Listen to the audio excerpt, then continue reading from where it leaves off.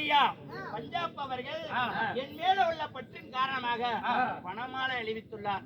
அது மட்டுமல்ல, எனக்கு கைக்கு பை பாலமாக வழங்கக்கூடிய அருமையப்பா அளவு கவுண்டர் அவர் குடும்பத்தினரும் அருமை ஐயா பஞ்சாப் அவர் குடும்பத்தினரும் நோயற்ற வாழ்வு குறைவற்ற செல்வத்தை பெற்று சீரம் சிறப்புமாய் பல்லாண்டு வல்லாண்டு பல்லாயிரத்தி 100 ஆண்டு காலமாக எல்லாம் வல்ல பச்சியமனை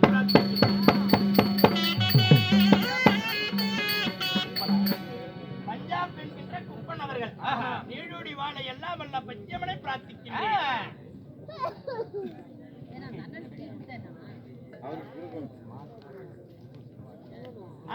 இடையங்காட்டை சேர்ந்தம்மா புல்கை, அதாவது புல்காண்டு புல்கை என்னன் வேறு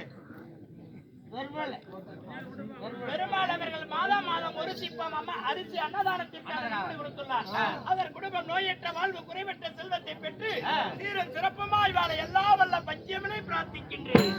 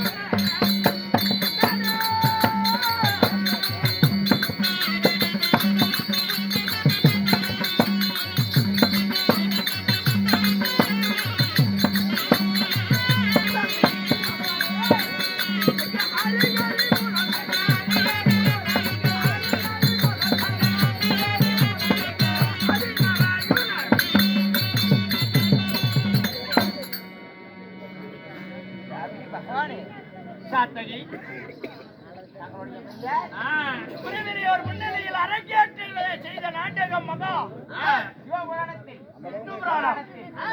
விஷ்ணு புராணத்தில் வருவாக விளங்கக்கூடிய திருக்கல்யாணம் சித்திரம் போல ரூபம் சிற்றிடையும் குண்டை கொண்டை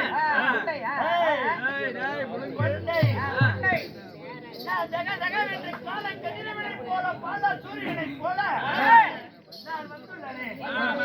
என் பெயரோ கண்ணன், மணிவண்ணன், கோபாலன், கோவிந்தன், நாராயணன். என் பெயரோ சின்ன கண்ணன். கண்ணா கண்ணா கண்ணா கண்ணா சுட்டி சின்ன கண்ணா சாமி புட்டவாயா அகிலத்தை பச்சத்திரு மேனி மாயா ஸ்ரீமந்த கண்ணா. ஆமா, என்னுடைய 10 மாதம் 1 நாள் 3000 தசமநாடி அங்காட்சியிலே சுமந்து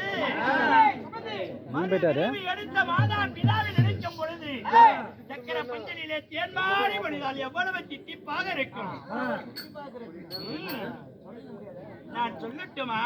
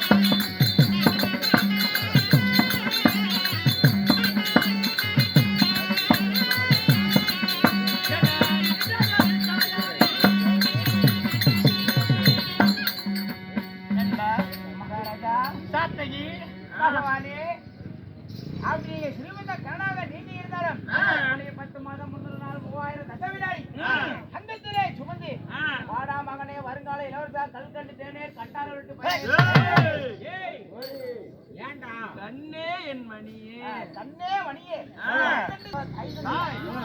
அப்பேற்பட்ட உங்கள் புண்ணியவதி யாருங்க? அன்பின் இருப்பிட மரணவியின் பிறப்பிடம் சட்டம் மாணிக்க மாற்ற குறையாத தங்கம் என் தாய். அங்க நீங்க என்ன ரேடு போகுது? என்ன 1 லட்சம் ரூபாய்? முதல் தாய் தங்கம். என் தாயாரோ தேவகி ரோகிணி. தாயாரோ தேவகி ரோகிணி. நான் ஒரு வண்ணம் பொழுதொரு மேனி என்ன பேணி காத்து வளர்த்து வந்த என் தந்தையார்.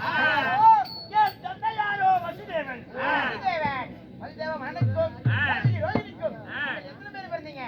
தேவகி ரோகிணிக்கும் வசுதேவ மன்னனுக்கு நான் 8ஆம் பிள்ளையாக ஜனித்தேன். என் தாய் மாமன் கம்சகனை கொல்வதற்காக நான் அவதாரம் எடுத்தேன். காத்தல் அடித்தல் படித்தல் என்று சொல்லக்கூடிய மும்மூர்த்தி தேவரில் நான் முதல் தேவர். கண்ணுக்குள்ளே இருக்கும் தேரையும் கருவிலே இருக்கும் சிசைவையும் காத்தில் அச்சிக்கக்கூடிய லோகநாயகன்.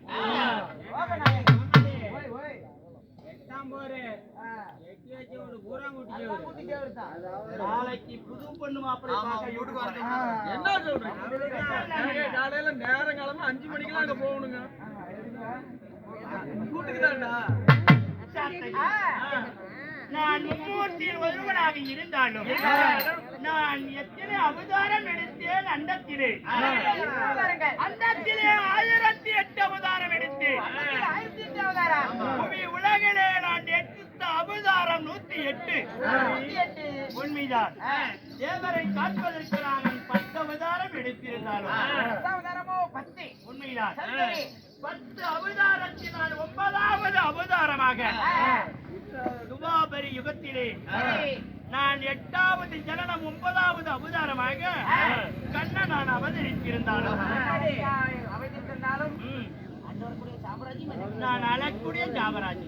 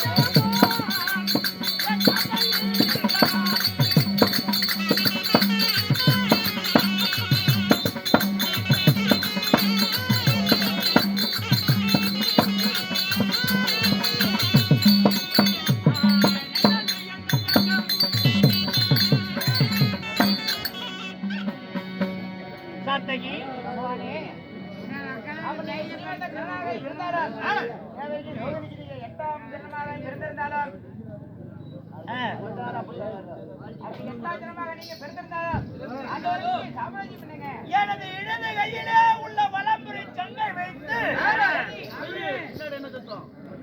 சமுத்திரத்திலே நான் சங்குதுபாரகை அமைத்துள்ளேன்.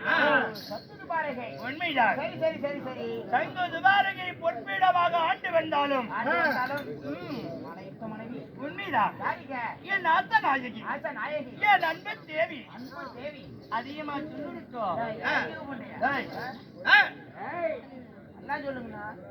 சொல்கிறேன்.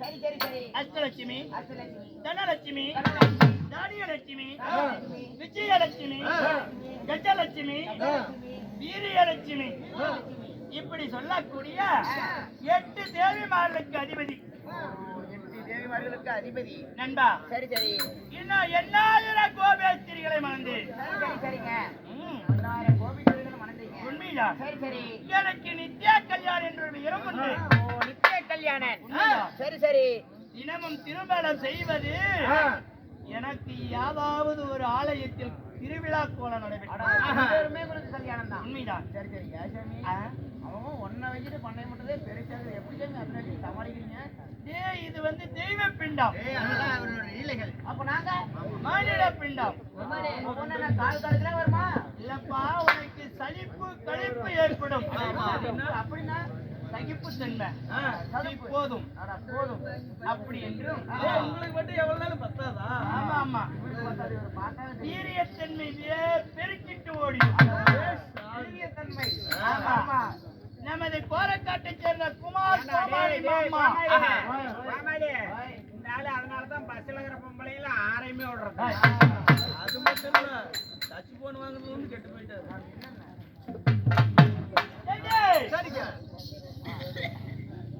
என்ன கோரக்காட்டை சேர்ந்த குமார் மாமா கோமாளி, அவர் குடும்பம் நல்லா இருக்க வேண்டும் என்று சொல்லி அவருடைய அன்பு நண்பர் அவர் சொத்தில் 10 ரூபாய் கூட கொடுத்துள்ளார். அவர் கவட்டாலே வரிக்காமல் வரிக்கு எண்ணத்தை கொடுத்து அப்படி அவர் வீரம் சிறப்புமாய் பல்லாண்டு வல்லாண்டு வல்லாயிரத்தி நூற்றாண்டு காலமாக எல்லாம் வல்ல பத்தியமனை பிரார்த்திக்கிறேன்.